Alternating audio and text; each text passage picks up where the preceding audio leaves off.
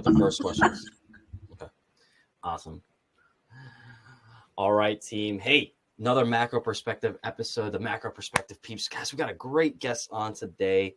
But before that, please hit, and comment on the episode, what you've learned or anything like that. And make sure to share with somebody. The biggest way for us to grow is if you share these things with someone you love. And if you found it insightful, they will too. But today, we have a really distinct and very distinguished guest. Her resume goes beyond like anything I've seen in the strength and conditioning world, the physique world, everything. I'm looking at her stats and everything, but I want her to introduce herself a little bit, who she is, where she's at, what she's doing with her life right now, what she might be excited about. But today, guys, we have Christina Specos on the macro perspective. Christina, would you mind introducing yourself?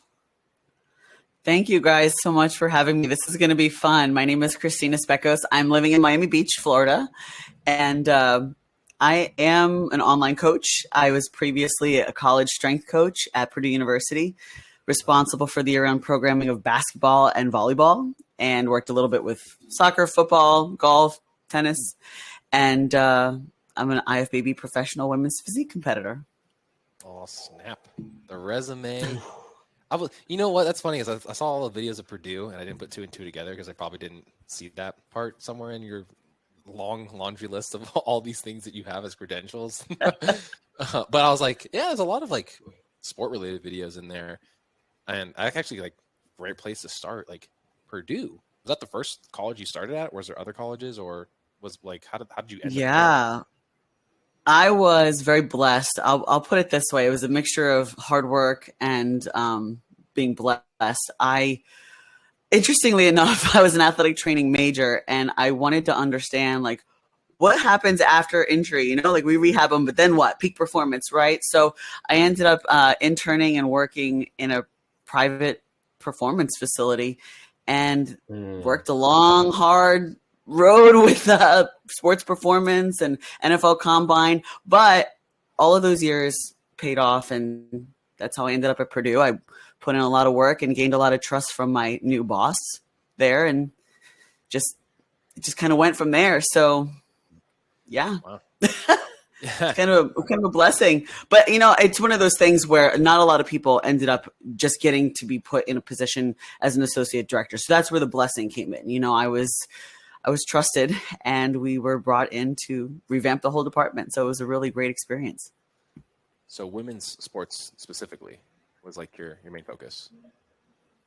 Yeah, I worked with football in the beginning when they didn't have that NCAA rule of 5. That's what they called the rule of 5, where you only were able to have 5 strength coaches with the team. Well, prior to 2013, I think they implemented that rule. They didn't really count the number of people like kind of helping them out. So now they had like a ratio of number of people per athlete. So I kind of got to get kicked out, but I was primarily responsible for women's volleyball, women's basketball, which was awesome because they were 2 super high powered sports, and awesome to see women thrive in that arena. Is your specialty really like, you know, strength and conditioning, like straight up strength, power? Like what would you say like you personally love in that training spectrum?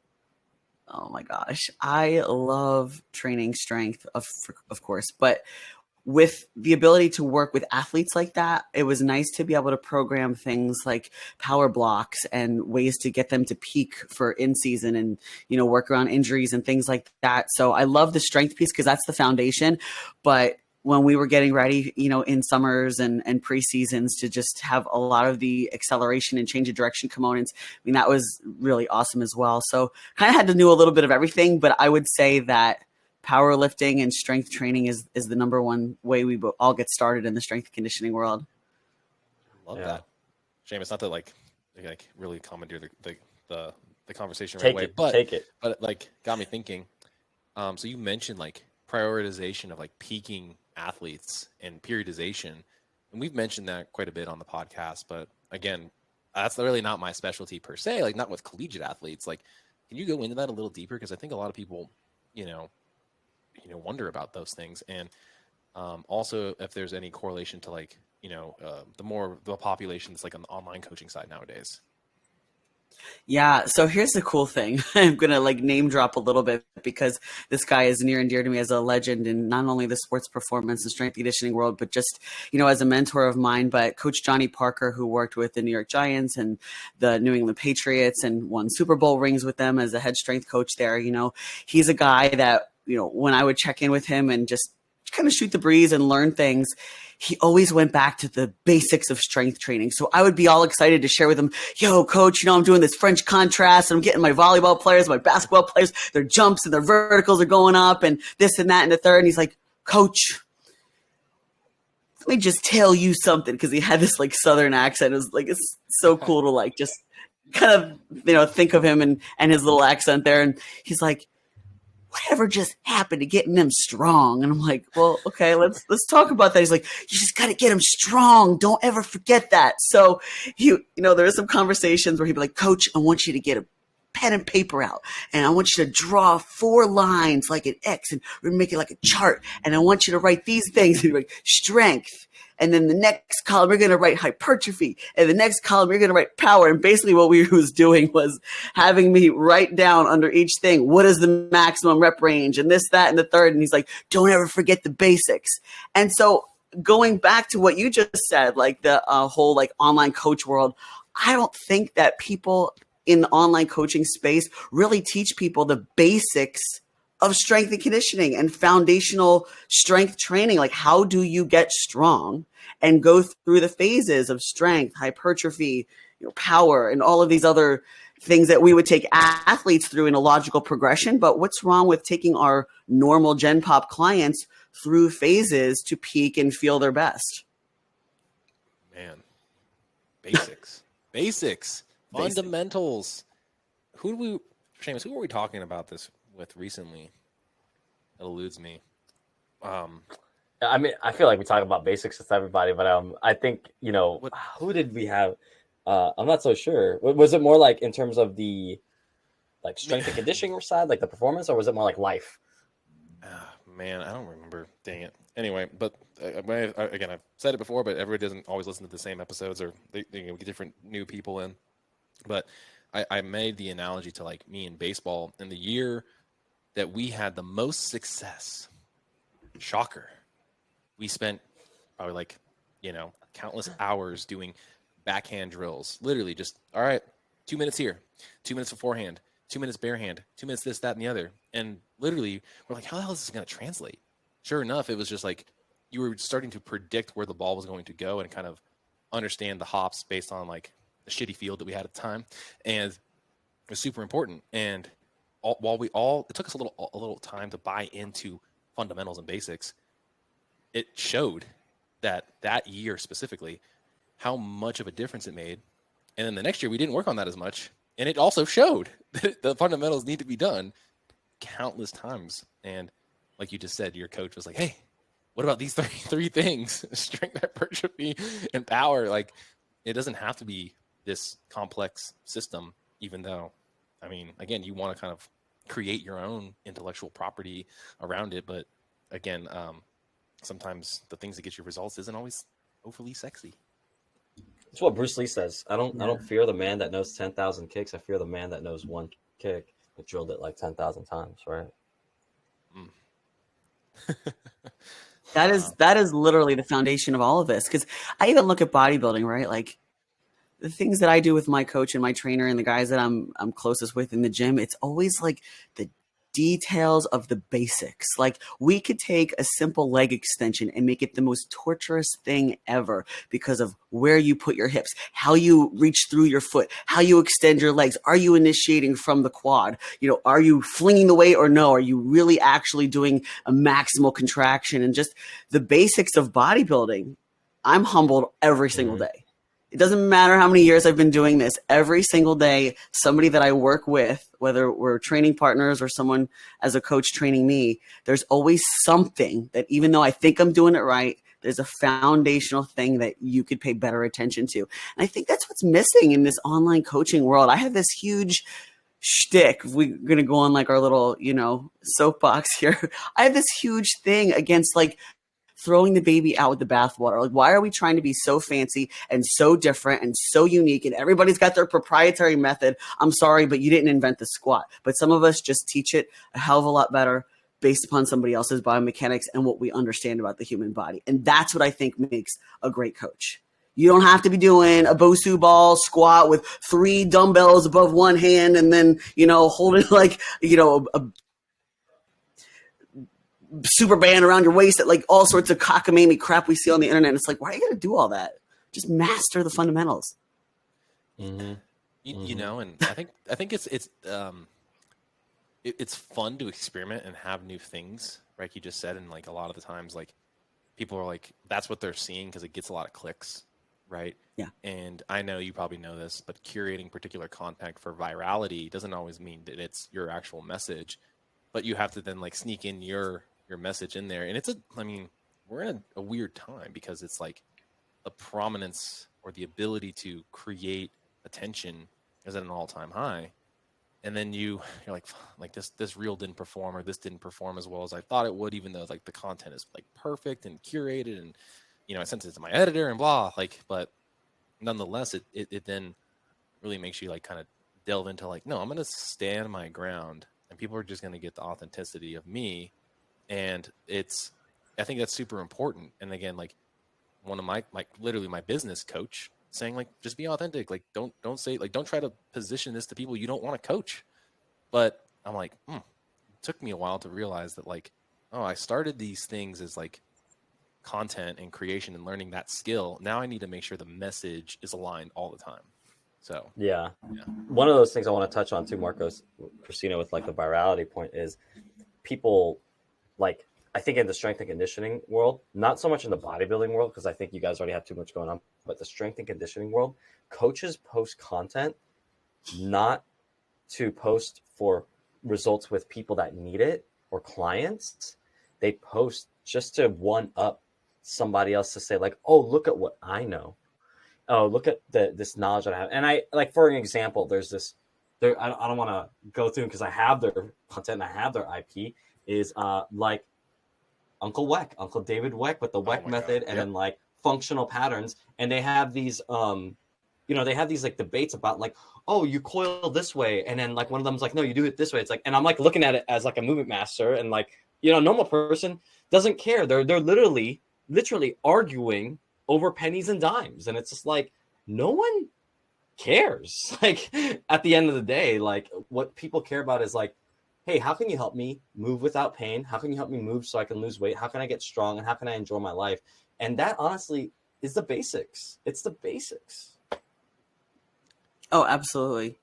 And the crazy thing too, we're talking about authenticity, so I can already tell, like, especially with the content that you guys also put out, like we're aligned in the same way with what's, what we value and what's important to us.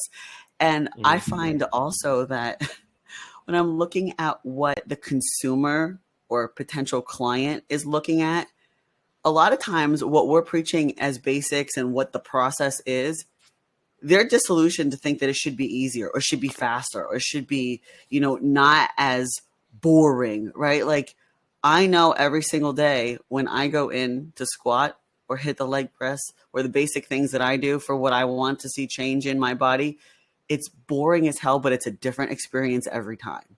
Mm-hmm. And not a lot of people that are watching us necessarily think that that's like, I used to call it the idea of the day, right?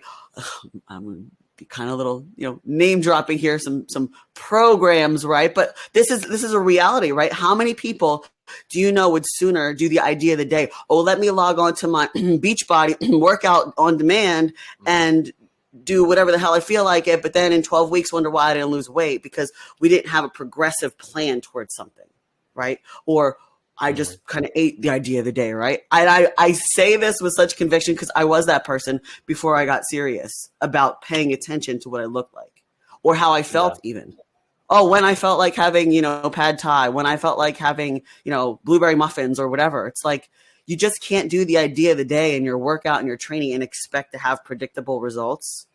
And sometimes when we try to have a predictable plan, we still have to roll with the punches if we don't have predictable results. But I think this is important for people watching us to realize that, like, boring wins. And you could find joy in making the boring as amazing as it could possibly be. I freaking hate squatting. It is boring and painful to me, but I like having a tight ass.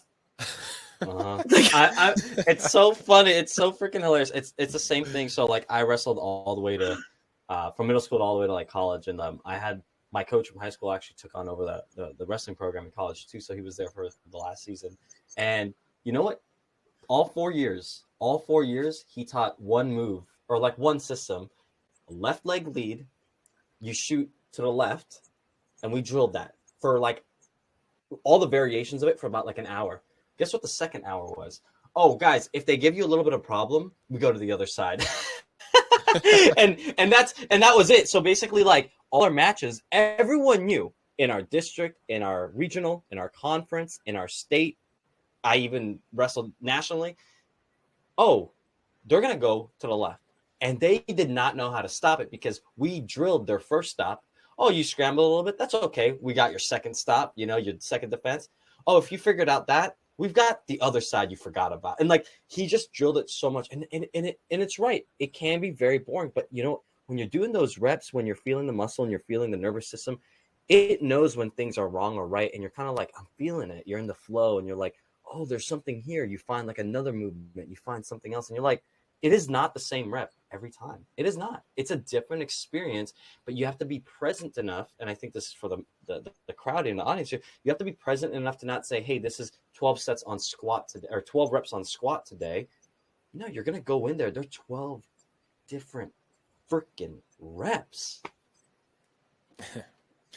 That like what Seamus is saying is, I mean, I've been telling this more and more with our patient base when we're doing our Stenogenics clients. They're like, how often do you change your workouts? I was like, I've been running the same progression for like 4 months right now because it keeps going up. And why would I change anything? I'm gonna run this till it, freaking falls off the wheels or whatever that phrase is. And it's cool to see because of like a double progression, which is like, I didn't even know that was what was going on. Someone mentioned that was the program he was doing. And I was like, oh yeah, that is what I'm doing. That is what that program intent is, because some days you feel better and you might only get 8, but some days you're killing and you're getting 12 and you have that range. And, I was just slowly adding reps and slowly adding weight. And the next thing you know, you're like, oh shit, probably should change it up. And it's like, well, do I really need to? And I think then that's where I was like, yeah, maybe I'm getting a little bored. Let me just add some bands, I'll throw some bands around it and then have some like accommodating resistance and, keeping it a little bit fresh. And I think that's kind of where people like, that's why so many people program hop. Christina, my background's in CrossFit. So this is like, people always cherry pick shit. They never want to work on the stuff that will actually get them better at CrossFit. They're like, oh man, can I just do CrossFit and get better? It's like, no, you probably need to go for a run and build your aerobic base in order to then like work better in these things. And, they're like, oh, no, but that's not fun. It's like, well, you asked me if I was going to get you better. I didn't say it was going to be fun. You want to have fun, go to the class. You want to have fun with people. And this is actually the argument I had with my wife. She's like, my body's in pain, my this and that and the other. I was like, well, when are you going to listen to me? When are you going to listen to my buddy who's the PT, who you go see on a regular basis, that's telling you probably need to do more of these corrective things. And then your CrossFit will get better. Prime example is I don't do CrossFit a whole lot anymore. It was like a big part of my life before I had kids. And I can't dedicate the same amount of time. And I know that. But I know if I keep certain things and elements there in my training, I can go do it. It's Memorial Day today as we record this. I went and did Murph, with a vest on, and took me 42:40. So it's not by any means like elite. But it was good. Everybody, like one of the people that's there is a friend of my wife, was like, how is it that you don't do CrossFit? You come in here and you smoke us every time. It's like, because it's not that I'm not training appropriate systems. I just don't come in here and try to show it off. I'm working on things that get me better at this every single day because it still holds a value to me that I enjoy, but I want to be able to do it and not be in pain. So, that's what my training now looks like. A lot of, getting strengthened in different positions. And lately it's been a lot of like ATG style stuff and like moving into deep end range positions and getting stronger there. Guess what? Now my hack squats feel amazing. And the main lift of the progression gets better and better. And I don't think a lot of people are willing to sometimes take that time until they're in pain, which is unfortunate. But, I'm also victim to my own circumstance too. I've done the exact same thing. So freaking training. It's a love and hate relationship. I agree. For all of us. I agree. And like in exactly a week, I'm going to be 43. And when I hear that, come out of my mouth, I'm like, oh my gosh. Like I remember when I was Gemini? 23. You too? I'm a Gemini. Can you tell? It's like the one that likes to talk a lot. But yeah, it's like, man, like I look at it and like the number on paper sounds really bad. But then, when you go and do certain things and you're like, oh, well, this felt different like 10 years ago. The unsexy stuff becomes important. The minivan things, the mobility things, the this, the that. And it's just, now I have clients that are my age, right? Whether they're my massage client or my training client. It's like, they all want to know, like, how do I fix this? And I'm like, well, you kind of been like this for a really long time, but we'll do what we can.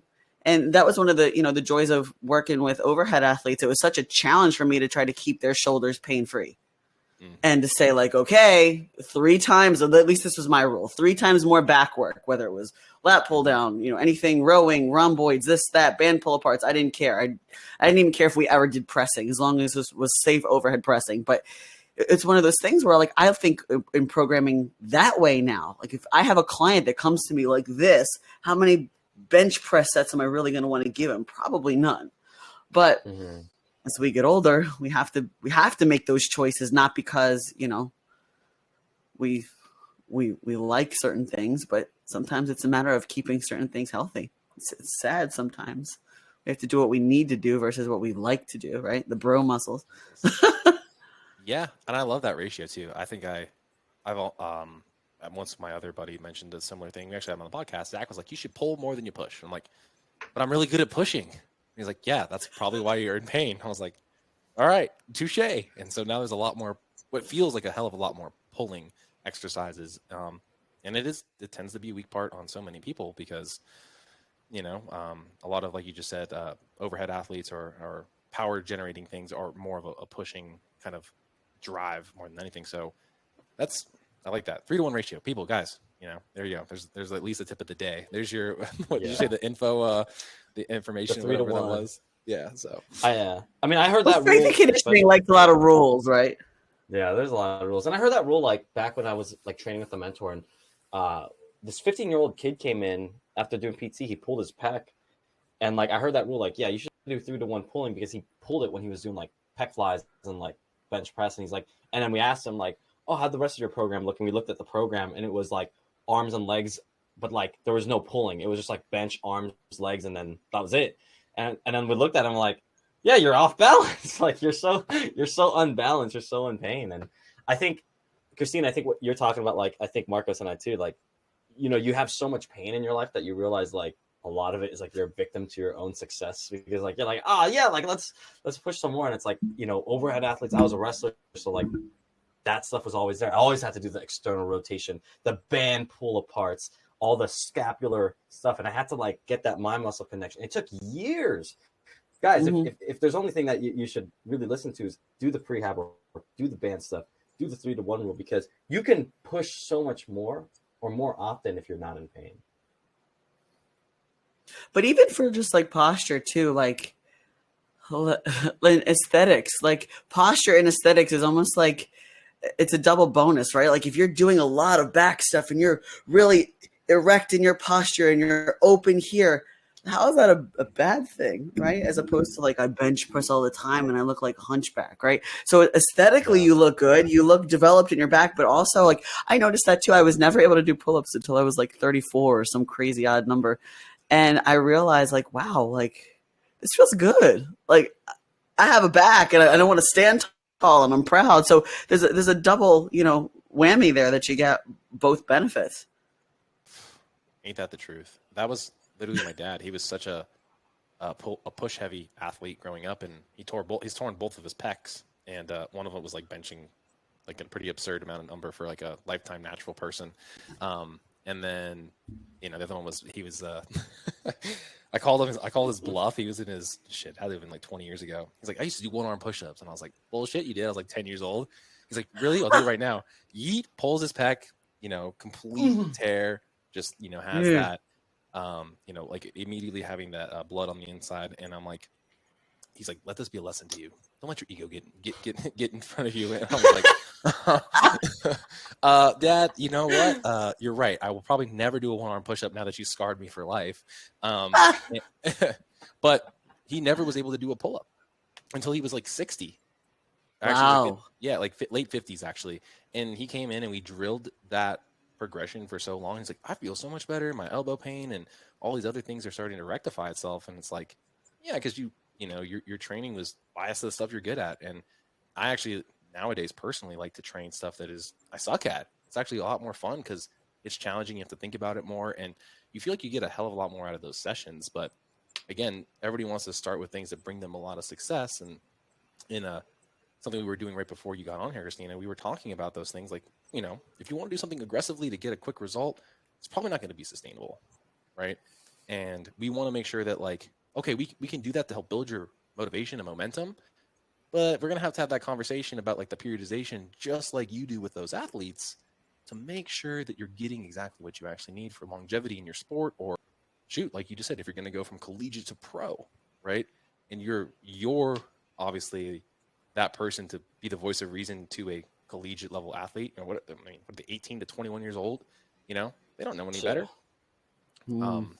It's coaching, right? 43 is still young, by the way. You're in your best years of your life.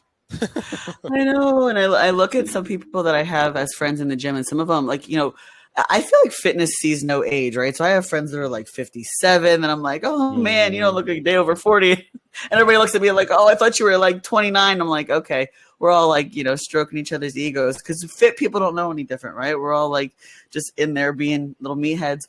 But what were you just saying? That I had something I wanted to tell you that I was like, oh my gosh, this is really good, to your point. The pec tear, or the ego, or was it the training your weaknesses and the programming thing. So someone said this the other day. We were having a conversation, and I thought about this, and I'm like, wow, this person's really right. I would look at how I would program for athletes, right? So let's just say you have a football season, you know what months they run. You have a basketball season, you know what months they run. But no one thinks about, okay, we are humans of normal jobs or whatever. We're not professional athletes, or we're not, college athletes or whatever. And no one thinks of programming for our season, right? So for example, like, I have a client here that's an accountant, and his busy season was obviously right up until April 18th, where he's like stressed out, working massive amounts of hours. And if you look at someone's high peak stress lifestyle or job related, months, you can actually program in reverse for when when they're going to be most busy or most stressed, and say, look, this is going to be a natural deload. And when I was listening to this, I don't know if it was a podcast or a conversation I was having, I can't remember exactly where it was, but it hit me. I was like, man, that's actually brilliant. So I was thinking about that with someone like myself, who I know when my crazy, ridiculous months of prep for a professional bodybuilding show is, and your sleep is kind of crap, and your stress is through the roof, and your physical stress is through the roof, and everything's just awful. And you just start getting in your head, and your anxiety's up there, let alone like training stress and training volume that has to be managed. And I'm thinking, man, like, why don't we treat regular people like this? Why don't we train people for vacations, weddings, things that are going to be important to them, where they're going to have to be at their best, or plan to remove some training stress when that life is just going to be, a shit show. That ends up being something that I think a lot of people are like, but I want to keep the success going. And then the coach has to articulate, hey, like, your success will maintain when you get out of the season. And they have a hard time recognizing it, because they feel like, again, like, it's an all or nothing mentality. And I had this as a kid. Every Christmas we had the opportunity to go to my grandma's house, and I was like into fitness. I was like, oh, I can't even go to the YMCA and get my lifts in and all this stuff, And sure enough, if like I could go back and like slap myself in the face and say, hey, like, you're going to have 12, 15, 20, 50 more years of this shit. Like, trust me, like, just learn. Like, literally all I needed to do during that time was go for a walk. And that's like, again, like, speaking to phases and muscle building and all that stuff. Like, podcasts weren't a thing.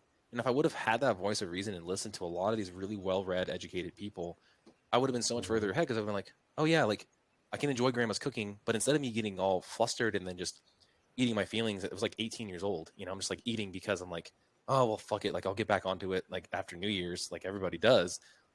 I'm like, oh, nowadays I tell people, hey, like, can you bump up your activity while you're there? Because the gyms are probably closed. It's like my grandma Yeah. lives in, basically podunk nowhere. My dad's hometown is like basically like there's nothing there anymore. There's not even a grocery store in his hometown anymore. It's the craziest thing.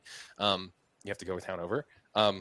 And yeah, like it's explaining that. And again, like I think Yeah. that's where coaches are so damn valuable and important. So when you said that, I'm like, yeah, absolutely. That those seasons for the busy professional, well, again, that's kind of like where I'm identifying my own personal needs. I like personally working with, and I'm sure you do too. I want an ex-athlete. I want someone that's gone through this hardship and struggle and worked with a team and or a solo endeavor. And now they're transitioning into the busy season because busy season of actual life.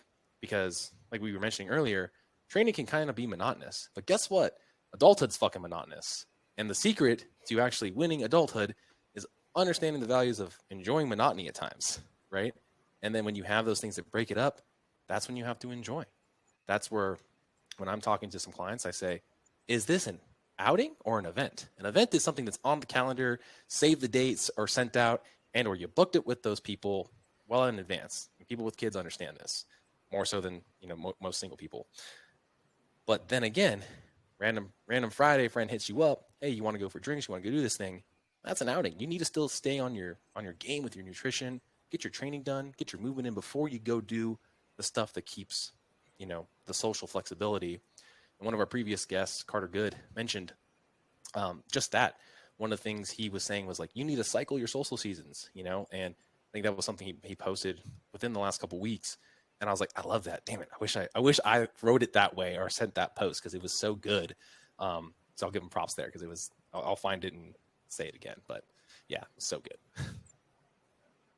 I have a question. I want your opinion on this when you talk to clients, or maybe just your perception, because I don't know what's going on with me as a professional, or maybe just like my normal side that like has FOMO about things. But I look at the things that I've been able to do when I was super consistent, super focused, like super great with competing and this and that. And then there were years where I was like FOMO, and I'm like, wow, like Christina, this is a season that you have to go through in your life because it makes you be able to relate to people that have FOMO of going out drinking or this and that. And then me personally, when I come home from that and I'm like, oh, I hated that. Like, that really isn't me. Like that. I don't know what the heck I was missing. Right. Like, I feel like shit.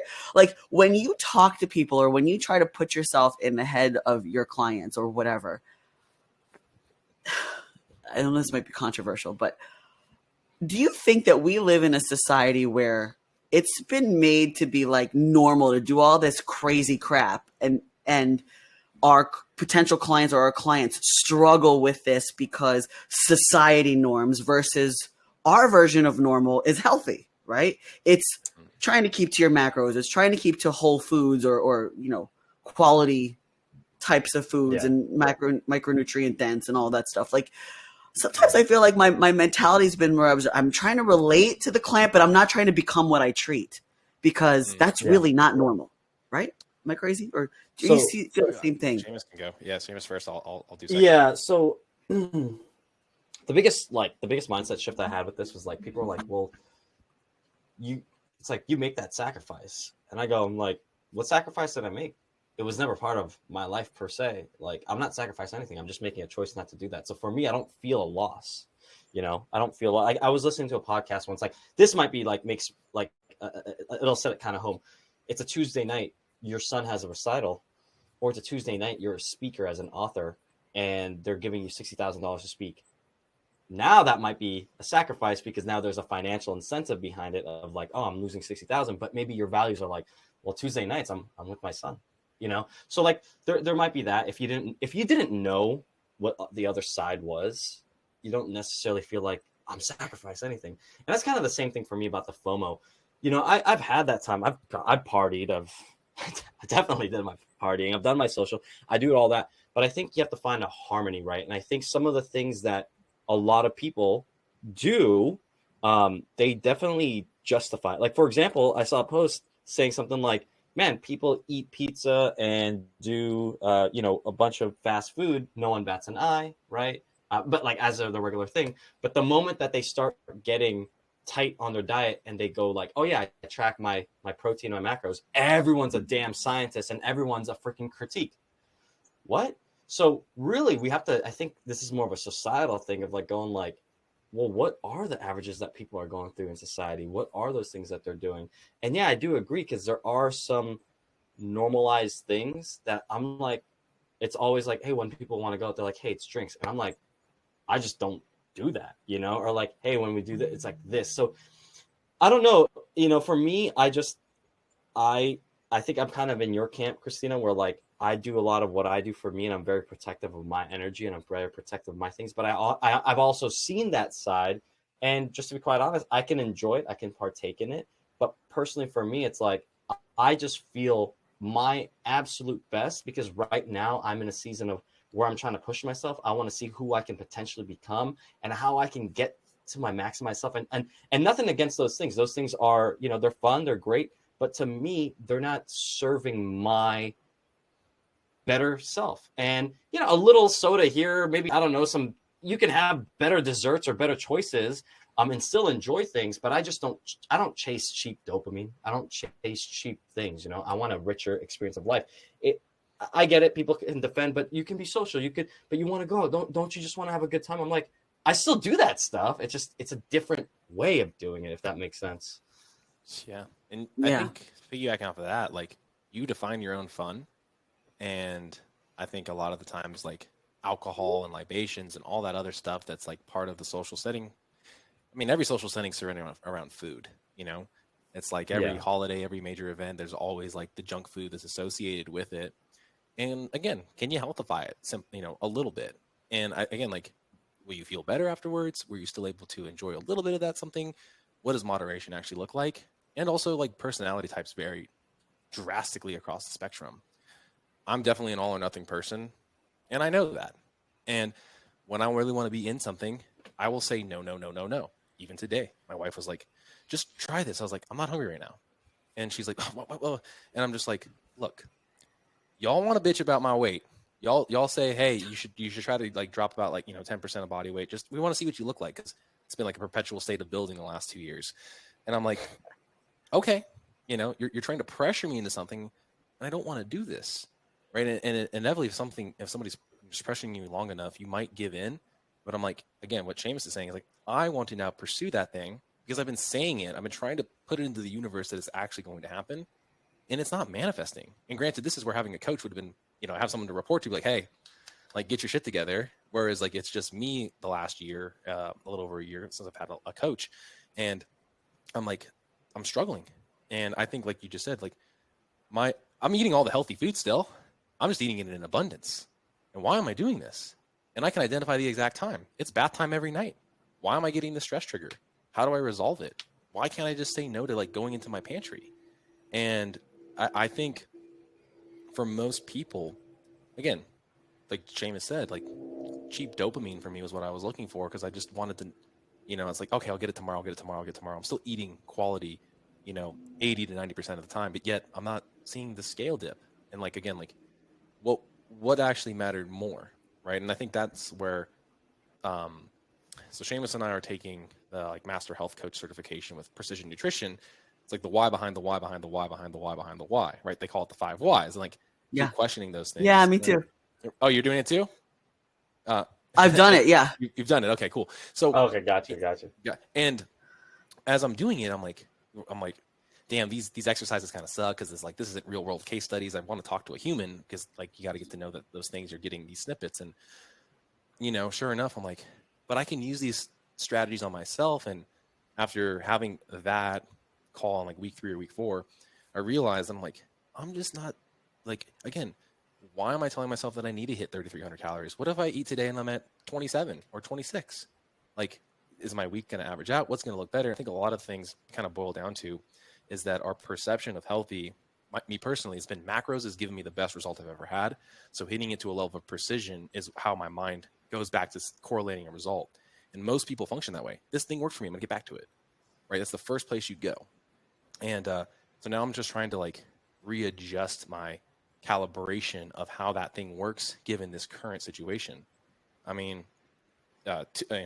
a 2-year-old and a 5-year-old is a great element of stress at the time that you don't want it. I'm going to tell you that. And when I first started out coaching, I was a single dude and I had no life experience. And I think as you grow into a coaching thing, like, well, I think a lot of people will typically have anecdote. So to me, anecdote matters a whole lot more. So I have to live the experience to then put myself in the shoes a little bit better. And I think the biggest thing that's helped me from a coaching perspective and also from just like my self-assessment has been the podcast. I'm talking to so many people that are giving insight into particular areas, and I'm speaking it out, and now I'm taking action on it.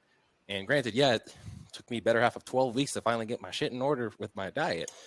But you know what? Because I put it out there, I got other people on board. I mean, Seamus started at the same time as me. He's far more successful right now than I am. But at the same time, I was leveraging in my head, I was like, I have to go perform at this competition here midway through this like cut season. I don't want my performance to suck. I want to hit a PR on my snatch. And so I think a lot of times it's probably competing goals. There's just so much to it. And that's like the nuances of health in general, because again, and what our jobs are, it's like I have a far better job getting people to start losing weight through lifestyle things than I do for myself. And I think, again, that's where as soon as I have some extra money, when I'm not paying a second mortgage and childcare, I'll reinvest it in myself to have someone hold me accountable for sure. Yeah, for sure. And that's one of those things that I like to ask people about when it comes to sticking to goals and like, so for example, let me tell you where my brain is at. So I have a client right now who I've known for like 20 years. She's a former roommate of mine, and she's very happy with sustainable progress because she's doing the route of I'm 80 to 85% great during the week, but if I want to go out to a baseball game or have pizza or beer, like I'm good, right? And her progress is pretty consistent and she's happy. However, sometimes I get the person whose habits are like that, but in their brain, they're getting pissed that their results aren't fast enough because they don't really want to turn the corner yet to be following that strictness that you just alluded to, right? Like think about how much stress that is to be hung up on your macros, right? Or to have to follow a meal plan to a T because, like me, you're following an aesthetic goal for a purpose, right? I feel like there's a very interesting thing that's going on in our profession now, especially in the online coaching space, where you look at a lot of, well, maybe I'm seeing this from the bodybuilding side, but I'm looking at a lot of people getting into competing because it looks easy and everyone's doing it when really they're stepping on stage, no offense, completely lackluster and just sort of like doing that thing that they wanted to do that one time, thinking that it's easy, when really the habits that are commensurate with an amazing physique, especially in a competitive level, requires something that's potentially maybe an unhealthy addiction to the goal and a very, very restrictive way of eating. And I've been on both ends of the spectrum. So I bring this up because I think sometimes there's a little incongruency with what our potential clients or our clients want and what the habits are that they're willing to do. So you guys know this, you're going through precision nutrition. If you haven't seen this document yet, or anybody listening, Google it, because this is the first thing I give people when they talk to me. It's called The Cost of Getting Lean. I knew it. Did you see that document? Yes. Yeah, that's such a good one. Our physicians reference this like it's on point. The Holy Grail. It really so is. me as a person really who's been to ridiculously low body fat levels, and me who has been like, before I started competing, kind of like chunky as a fat, I called it my fat strength coach syndrome year, right? Where I just was like, oh, let me just blow my whistle and carry my clipboard and think I hate that, and I'm never going back there. So I have I'm vehemently against that whole fat strength coach syndrome. But that end, which was a pretty unhealthy idea of the day, eating whatever the hell I felt like emotionally, and then competing at ridiculously low body fat, that was the document that spoke to me. I'm like, I'm going to share this with every potential client, prospect, lead, client that signs up, because I want them to be realistically seeing on paper from a very legitimate source what it's going to take if you say you want this body type. Because a lot of times I feel like people who are very consistent, we make it look easy, and it's really not. Yeah. I'm 100% agreeing with you there. there are obviously some other factors that play with that, but like the average American, is 17 pounds overweight. I think the number's going higher. 65% of Americans will be obese within like the next 7 to 10 years. And then on top of those statistics, like you definitely will see more struggle for them to see like, oh, weight loss. Here's the thing: we realize like weight loss isn't the issue; it's like the weight maintenance, because what it takes to get there is different than what it takes to be there. I remember it's so funny you said this with the specific client of like what they're like. They're like in and out on the weekends. One is good, but one is like too obsessed and too stressed. I remember a client, a patient of ours, two of them, this couple. They're taking the new weight loss drug, right? The new up and coming. They're on the semaglutide, the Ozempic, the Wegovy, Manjaro, and there's different variations of Manjaro being the strongest version of the semaglutide, and then tirzepatide being there. They're like, I've been on this for 6 weeks now. I thought I'd be freaking supermodel status. I've been on this for 6 weeks now. I thought I would be supermodel status. And I asked them like, well, how long have you been overweight for? 6 years. Well, like I think it's managing expectations and reality. And actually seeing like, honest to God, like I think some people just don't really know. And I think that piece of paper does a good job of explaining that. But also, I think Marcus and I were talking about this in our course that we're creating. Is like tracking it and like being realistic about it, because we forget so much of what we eat. We say so much BS to our coach. I mean, I said some BS to my coach, like, yeah, I did that, but you didn't really do it, right? Or, I was talking to a buddy of mine and he said, yeah, dude, I eat this many calories per day. And then when I really started questioning him, it was like another 600, because he's like, oh, I forgot to track that. Or, oh, wait, I did have that snack. And it's like the reality and where you're at and what you're doing, it's like it's metrics. It really comes down to metrics. And if you are serious, I'm not even saying serious about like getting on stage like Christina or like an IFBB pro, but I'm just saying serious. I like to say finances because it makes sense for most people. You got to have a budget. You got to have a budget, Yes. and you got to take stock of everything. And here's the thing: it's not just a budget. Kind of like what the Peter Drucker says. Once it's been measured, now you have to manage it. Which way you want to go? Up, down. Okay, then play with the inputs and outputs. Don't just measure to measure, because people are like the quantified self. Ooh, I have an Oura ring. Ooh, I have a Whoop. Ooh, I have this. I'm like, but are you using it though? Information is only useful if you use it.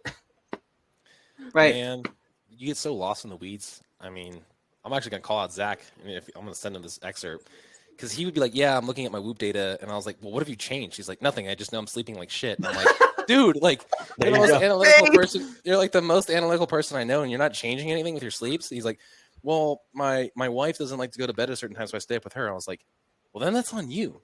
And if you want to come, he's like, I can't perform at 6 a.m. And I was like, again, like, you have to go to bed a little bit earlier. I know it sucks, but like when you get the rhythm and the habit, then it becomes easier, and maybe that metric improves. And again, like, we live in a very integrative society in terms of tech integration into telling us what we should and shouldn't do.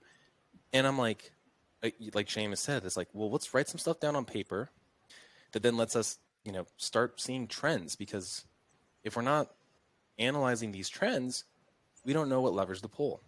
And that's where, for me, when I first created the first iteration of my like Google Doc spreadsheet that highlights colors of you were great that day, if you were good that day, or if you did shitty that day, right? And I reframe it. I'm like, great, good, because that good range is within 15 grams. It's like 60 calories above or below for, carbs and protein.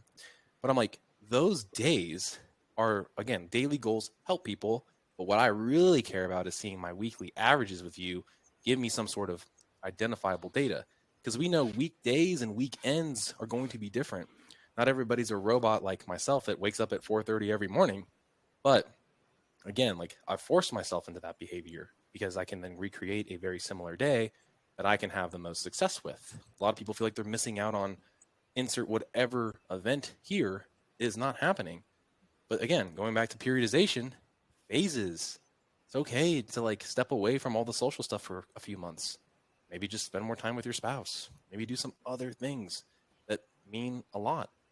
And like Seamus said, it's like the only thing that ever truly makes a change is the stuff you're willing to put in like some sort of diary. Like, you got to write it down somewhere and look at it. And the starting of like really me turning the corner with this diet phase again, phase was me taking a photo of myself. And I was like, Ooh. don't like what I see Ooh. right now. This is me calling out Everyone me. says that.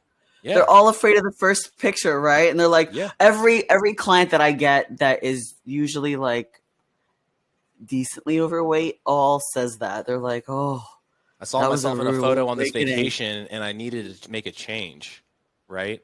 But like, isn't it funny? Like, y'all get naked every day and get in the shower. Like, do you not see that? Like, do you have to see a picture in a bikini, or is it like? Because I know if I just get a little bit off, I will notice that right away and be like, ooh, no, Yeah, no. I think the unflattering angle and the like getting natural light versus in your bathroom with that nice downlight, and you're like, you could again, I could be in You're kind of a shadow.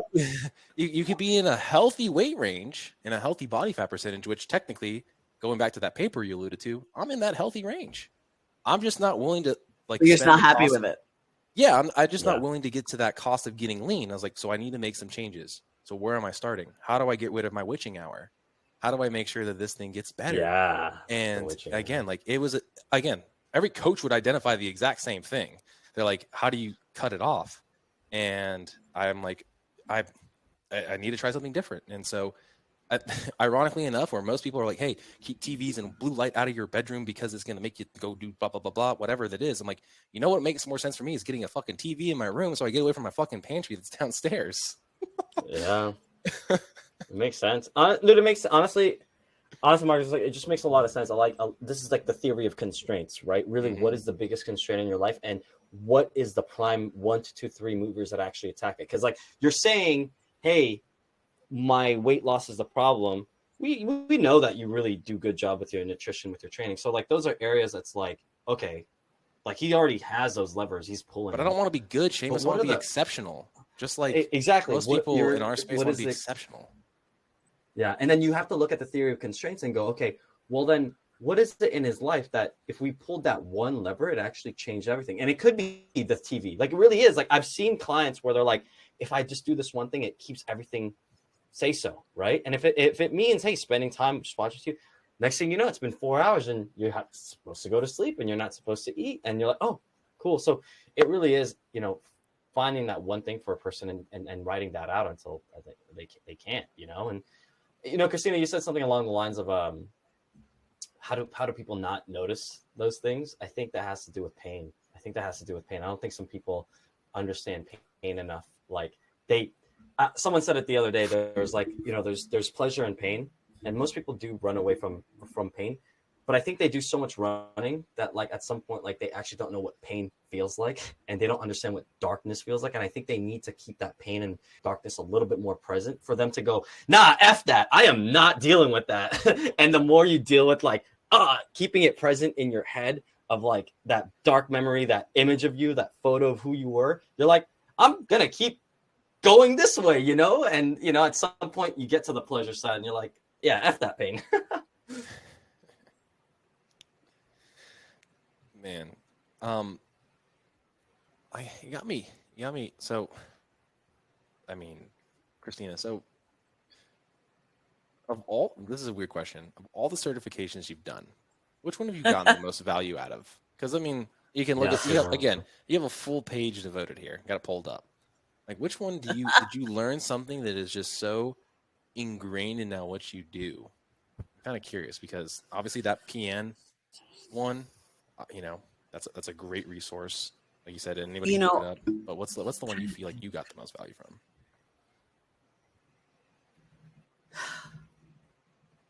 It's hard to pick because everything kind of compounded. And obviously from the alphabet soup over there, I went through a phase where I guess educationally growing up in my 20s and whenever I was like, I'm not good enough. I got to get more. And I was just thirsty for knowledge. So it all compounded and it all works together.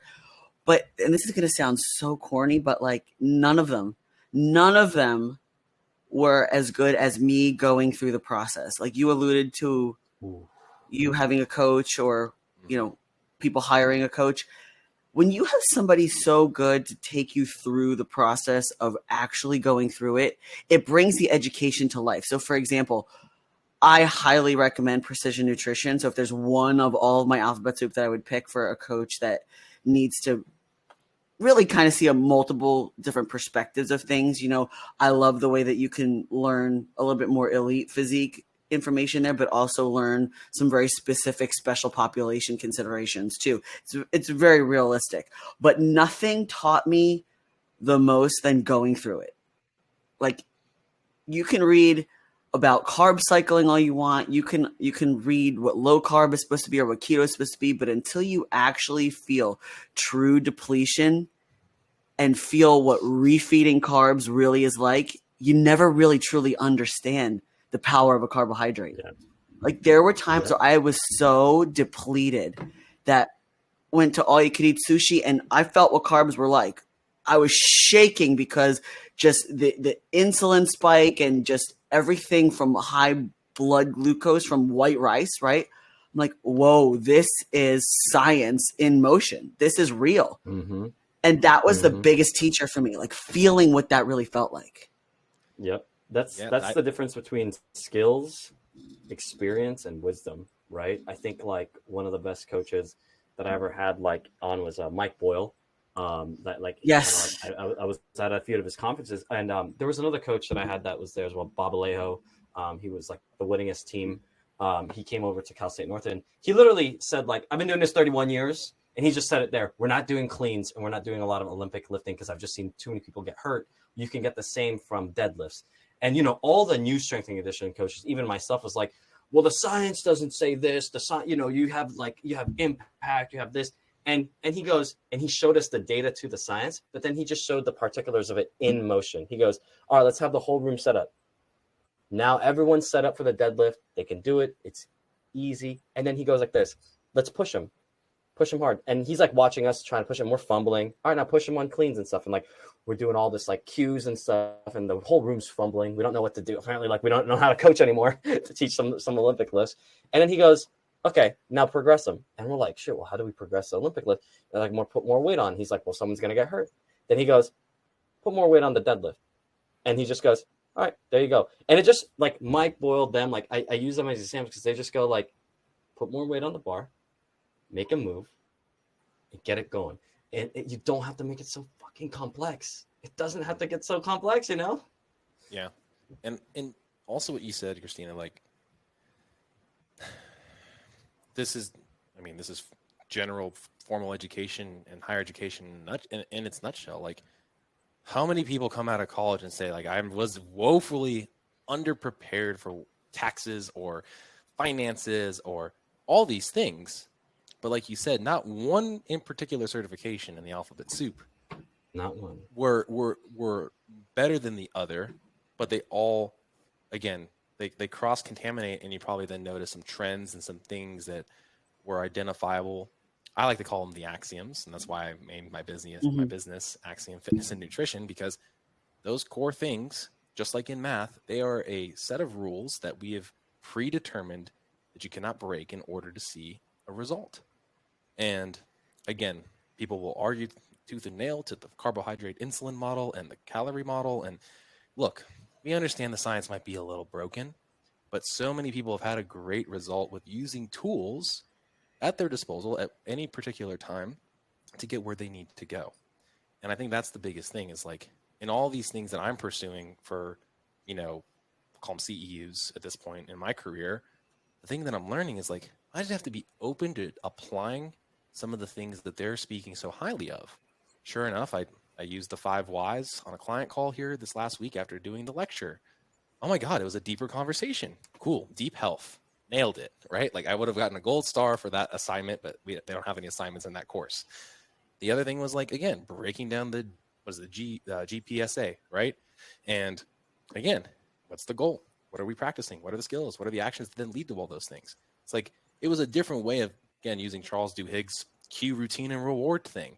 Everybody has a different thing. I'm like, oh, everybody's piggybacking off of something similar but different. And again, as a CrossFit coach, you do want to teach the people the most advanced lift. But like the Seamus's point, you want to do the one that they have the lowest barrier of entry and the least probability of getting injured. So that's where I really like that methodology, which gets poo-pooed on quite a bit because of, oh, people don't move with good form when it comes to the CrossFit Games. And I'm like, that's like a whole different animal. Those are people trying to do it as a sport, right? It's Yeah. so much different that it practically is, indistinguishable from actually going into an actual gym where you're assessing somebody that comes in that, again, 30, 40, 50 pounds overweight, whatever it is. And they're like, they came in, they learned something, and their mind was churning. They were happy. And they're like, whoa, I didn't even realize that like thinking in fitness could be so fun. And then they get addicted to something and they change their life because they found something that the traditional gym didn't give them. And again, my personal preference is a blend of all of it, because what's the point of just doing hypertrophy training if I can't have like functional muscle and go do, a CrossFit workout when I want to? And I think, nowadays they call them hybrid athletes, right? Like, oh yeah, I'm going to go run this ultra marathon and I'm going to go deadlift 500 in the same day. It's like, that's a cool thing, right? Like you really should try to constantly push your body to new heights and new limits and work on stuff you suck at. Again, that's just my opinion. Makes fitness fun all the time because you're always working to something you suck at. Christina, like, you're what would, an IFBB pro and stuff like that, and obviously doing all that stuff. Like, how do you still stay in the mindset of like, yeah, you're right. Like, you can't like teach someone you haven't experienced. Like, how do you stay with your experience of all these things, like deep into it, even though you're on this, like, a more extreme, and like you just said before, the extreme sometimes isn't healthy. It isn't. Unfortunately, the pursuit of greatness, some of the best athletes aren't that healthy. This is an amazing question, and I'm actually really excited to answer it because I could be really, really transparent. I look at what I do as a hobby, and I sometimes wonder if it's a detriment from a professional perspective. And I say this with all due respect to all my other, competitor friends, because me personally, I've had more people say to me, oh, I want to lose weight, but I don't want to look like you. And it's like kind of an underhanded compliment and a slap in the face at the same time, because it's like, a part of me is like, oh, well, I totally get that, because when I walk into the grocery store, I'm the freak show. I'm not, overweight and in a motorized cart, because that's, random things that you see in random stores these days, right? Like, let's just be real. Walk into Walmart and you never know what you're going to see, right? And I'm the freak show, and I totally get that. You don't want to look like me because it's weird and it's a high level of commitment to something. But at the same time, I'm like, the fuck you think? Like, you're going to pick up a weight and accidentally look like this? So like, there's the part of me that's like thinking like, who the hell do you think you are to think that you're going to accidentally look like me? I put many years into this. And there's a part of me that's like, well, I totally get it. What I do is not necessarily healthy at times. So I don't think you should want to do it. So there's like this empathetic side, and then there's this cocky side of like, the hell? So it's hard because me personally, I'm pretty transparent, and like, it is what it is. I'll just say whatever's on my mind. And to some people, they love it. It's refreshing. And to some people, it's offensive. And sometimes it's like, it's hard for me to sometimes, I don't want to say relate, because I came from a high performing athletic background, whereas like you don't make it to the Big Ten as a strength coach if you don't find yourself results oriented and getting results. You get fired. So my mentality is already like, I will fail as a professional if I get clients that don't want results, because I want them to have results and I want them to get their money's worth, right? But it's very challenging at times to realize that not everybody wants results in that respect. Some people, like you guys pointed out earlier, some people just don't want to be in pain, and that's their result. The result isn't always aesthetic. The result isn't always performance based. Sometimes, like, and I've had clients say this, oh my gosh, it was so great. I carried my laundry basket up the steps and I didn't have to hold on to the railing. That was a win for them. Mm-hmm. And of course, like when you're dealing with a client that's like 62 years old, like, I don't have expectations for aesthetics for them. I'm proud when they say I can walk up the steps with a laundry basket and not have to hold on and I didn't fall over. That's huge to me. But at the same time, there's a part of me that it is hard to relate sometimes when you're in the mode of, counting your macros or whatever, or like weighing your chicken and only eating at the time when your alarm goes off, and you're being super regimented, and you don't understand why sometimes it's so hard for someone to like okay, are you okay with only drinking 1 bottle of wine and not 2? Like, there are problems that like it's hard to relate to when you're on a certain level, but at the same time, like other times when I've struggled with not being able to control my eating, like it's pulled me down to realize like this is what people go through. So I've had times where it's been hard to relate, and I've had times where I've been the one struggling, and I'm like, okay, I'm brought back to earth. Like this is real talk. This is what people are going through. So it's an interesting duality of what I've experienced over the last few years. Yeah, but just looking the way I do sometimes is a deterrent for some people, because I think they think it's going to be more intense than what they want, when really you just can't look like this by accident. It's you're methodical, goal oriented. You're going to push yourself to some dark places when it comes to food and working out when you have none of it available. And you're right. Like, I think sometimes too, that like that complex that coaches can get, as a result of what they're doing and or the stigma. I mean, last guest we had, there was a stigma for her because she's in a wheelchair, and that stigma is something that will always be there for her. And when she opened up about it, she started getting teary-eyed because, she mentioned that she wants to have a partner that is an able-bodied male and doesn't want to look at her disability as a disability, but rather just look at her as she is. And that brought up a whole different thing. And that's part of the show, is like the perspective of different people and what they're going through and how they can articulate these struggles and these things to people. And it is good for us to become human and give into our vices for a period of time. And I haven't experienced contest prep, but everybody says you're just effing ravenous and you eat everything. And I had a little bit of FOMO because I had a buddy that did it, and I was like, dude, you look great. Like, props. How low were your calories? Like, I asked the details of it.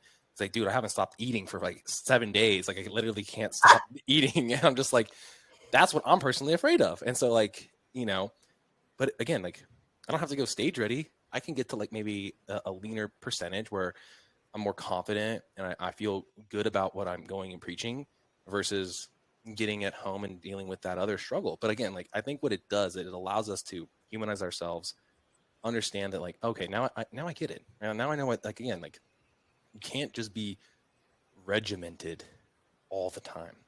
You got to cut loose every now and again. But that's the other thing too. Remember to go back to the tools that got you to success.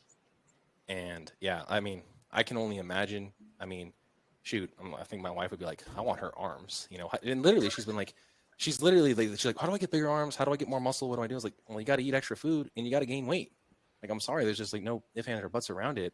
And now she's like gained like 5 to 7 pounds on the scale relative to like where she used to kind of sit. She's like, how do you think I look? A little bit of self-consciousness sneaking in. I'm like, honestly, you probably look the most muscular I've ever seen you. You look great. I know that there's obviously a little bit of like midsection body fat that like you're not happy with, but you'll fix that. And she's like, well, how far do I push this? And I was like, I can't speak for certain, but you might want to try to get to like 140, 145. I know that sucks, but like your old behaviors and your old habits will take you back down to the weight. And then do you see a better result? Can you rinse and repeat it? Is it worth it to you?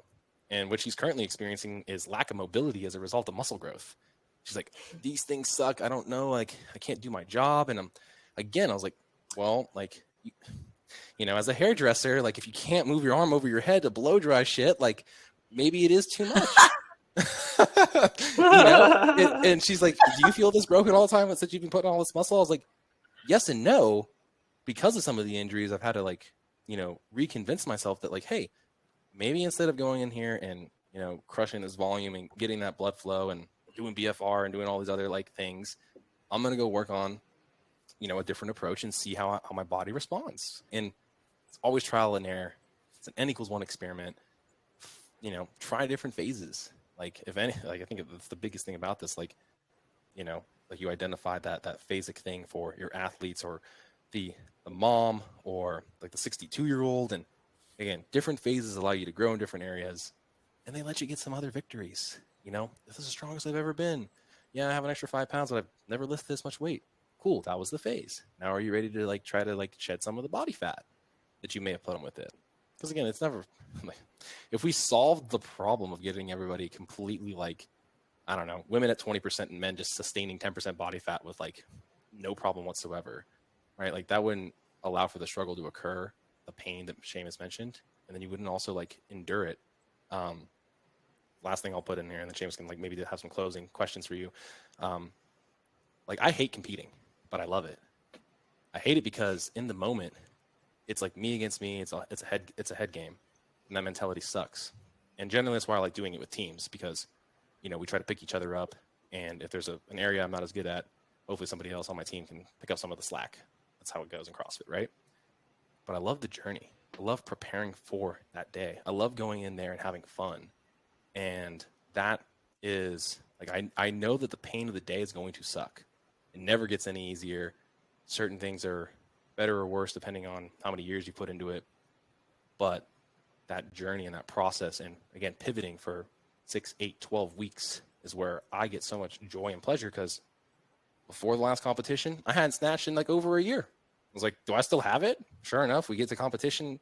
I would have pulled the PR, but again, for the sake of the team, I didn't. And it was really cool to see that like you can still do hard things no matter the age, you know? And sure enough, like you said, like 43, are you going out there and competing in masters, or are you going out there and trying to compete with the other, like the young quote younger girls, right? Like I'm assuming you're trying to do both, this right? year the Open.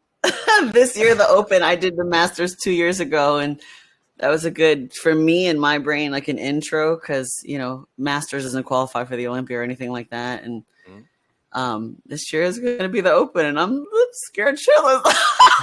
I'm not gonna lie, like it's like girls have been doing this forever. I'm like, okay, well, just leave it all out on the floor, you know, because you know you said something earlier where you said you against you, right? Like you get into that place where if you are okay with saying like I left no stone unturned, I did what I was supposed to do, you go in with no guilt that you like cheated on your diet or your half-assed workouts or whatever, then you need to be okay with that's your best you. So I'm going in with the mindset of like I could be dead last because there's a long history of people going to be coming before me that unless I'm like absolutely hands down stellar, you know, it's going to be hard to break that. And that's the one thing when, you know, people do think about competing, I'm like, well, we need to have a serious talk about this because mentally the things that happen to you when you realize you look good in your living room, but you don't look good next to these people. Oh man. It's a blow to the ego sometimes. And so nobody talks about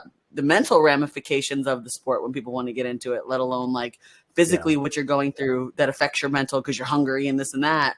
But just, you know, if you're not secure in yourself and your own journey, going into it and saying like, I'm just focused on me, it can mess you up. That comparison syndrome is no joke. It is. And that's the problem with that sport is you're peaking for one moment, probably. I don't know, like the realistic, probably like 3 times a year. Subjective. It's also subjective too. Like, yeah. Oh yeah, it's like it's almost like CrossFit and powerlifting is easy. Like you either lift it or you don't. You either get as many reps as you are supposed to, or you don't. Like it's pretty easy to judge whether a job was done, right? But when it's a real subjective thing, and it's like, okay, how are you judging this? Are you going on conditioning or fullness? Are you like, what are you looking at in this person? Is it suit, stage present? Like what are the little details that you guys were splitting hairs over in the end? Like it's just so subjective that like it really is a mentally challenging experience. Well, especially if you're a competitor. To it.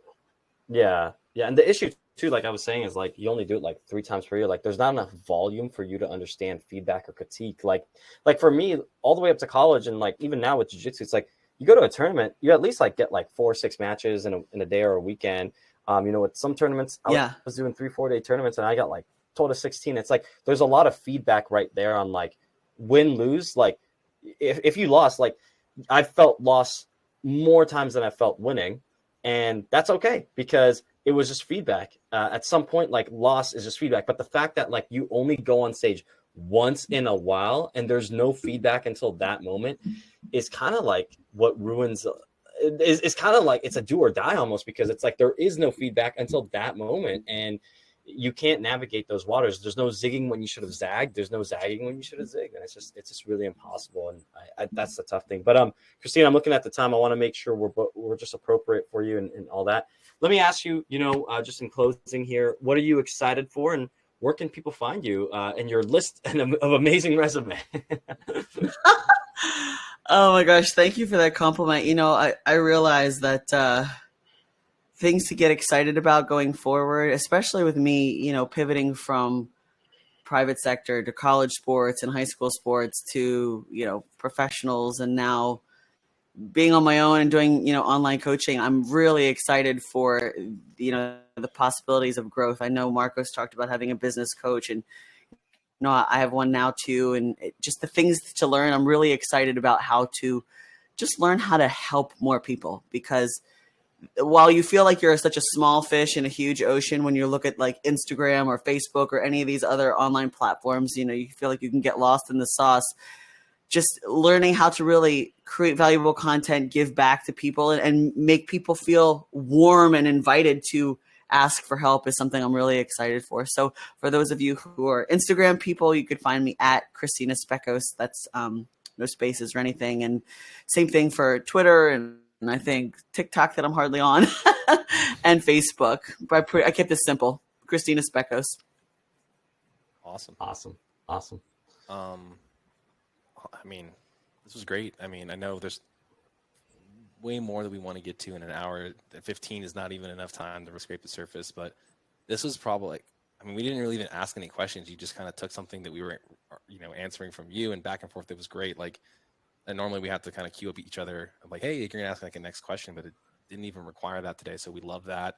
And I think a lot of people will see your message and passion. And obviously there's probably the sky's the limit. And like you just said, F those people that like put a stigma on you because you look a certain way. And again, no woman has ever just put on so much muscle mass without years of devoted time and effort to those things. So I think that's a real big one. It is hard work to lose weight, put on muscle. Everything is hard. And I think, again, now as you're moving into this new online world and trying to make that be like the breadwinner part for you, as the message gets more refined, people that seek you out, I don't think that stigma will happen anymore. So thank you again, Christina. Thank you, everybody, for listening. We hope that this conversation brought you some value. If it did, please like, comment, subscribe to the channel. We're trying to continue to grow this macro perspective here. As you can see, we've had a wide array of people in health and wellness and overcoming obstacles and adversity. And we're going to continue to make this passion project sing. And we have a lot of cool things in the work, like we alluded to in the podcast. So again, everything will be linked in the show notes for Christina if you want to find her. I know she's working on her own podcast as well. So you can give that a listen and see some of those other messages she's sending out there. And if not, we will see you next time.